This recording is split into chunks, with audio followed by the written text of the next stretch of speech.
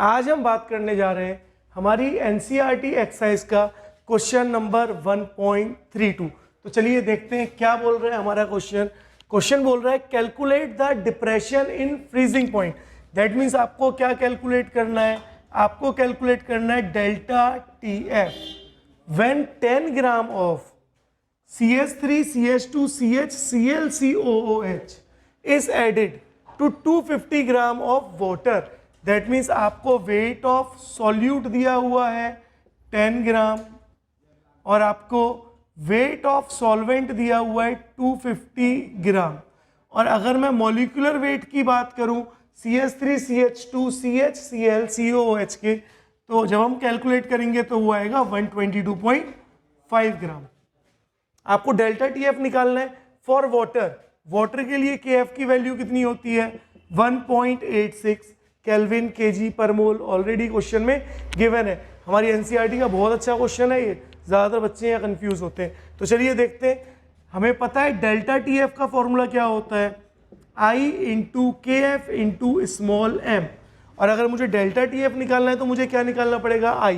What is I is went of factor. तो I को कैसे निकालेंगे हम, चलिए देखते हैं। आपको डेल्टा टीएफ निकालना है, I की वैल्यू आपके पास नहीं दी हुई, लेकिन KF की वैल्यू आपको पता है 1.86 है। And molality is number of moles of solute upon weight of solvent. तो सॉल्यूट के मोल कितने हो जाएंगे 10 upon 122.5 into weight of solvent is 250 into 1000। तो डेल्टा टी एफ किसके इक्वल हो जाएगा I इंटू 1.86 इंटू 0.326।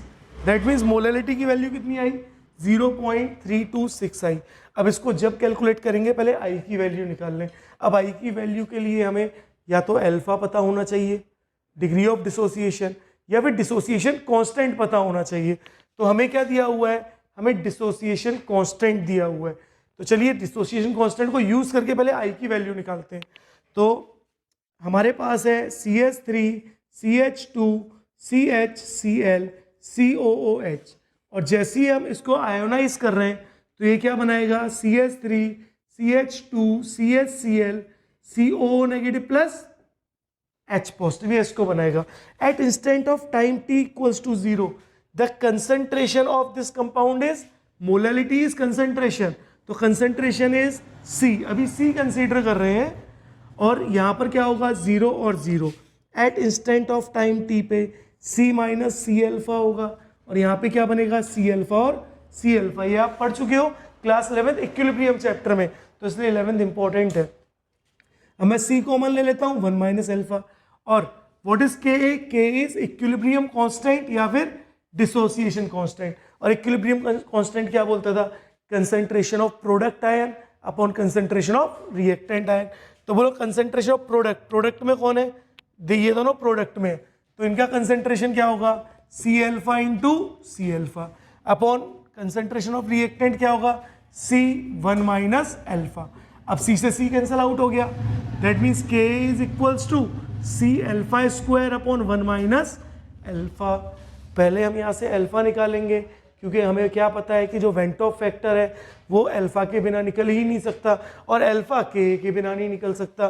तो Ka की वैल्यू हमें दी हुई है 1.4 इंटू 10 की पावर माइनस 3, एंड C की वैल्यू हमने निकाल चुकी है 0.326 into alpha is alpha square upon 1 minus alpha.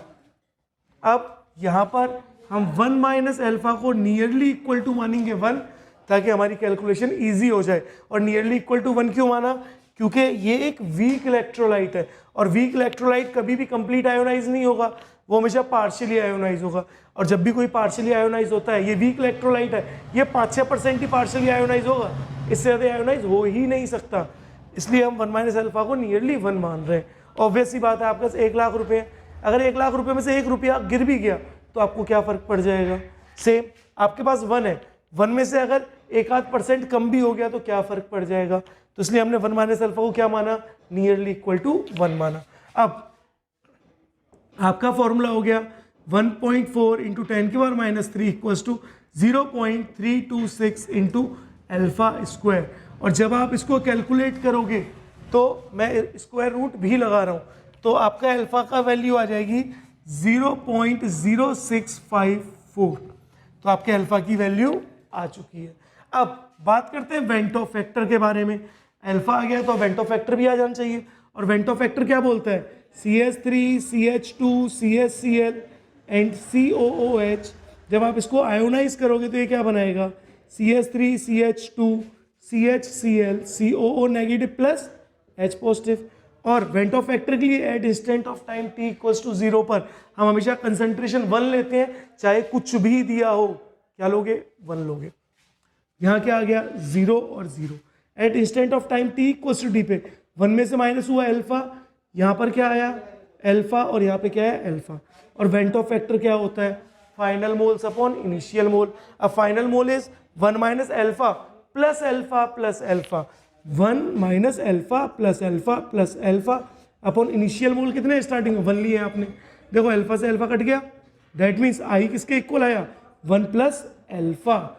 और अब i equals to 1 plus alpha की वैल्यू आपने निकाल ली है जो है 0.0654।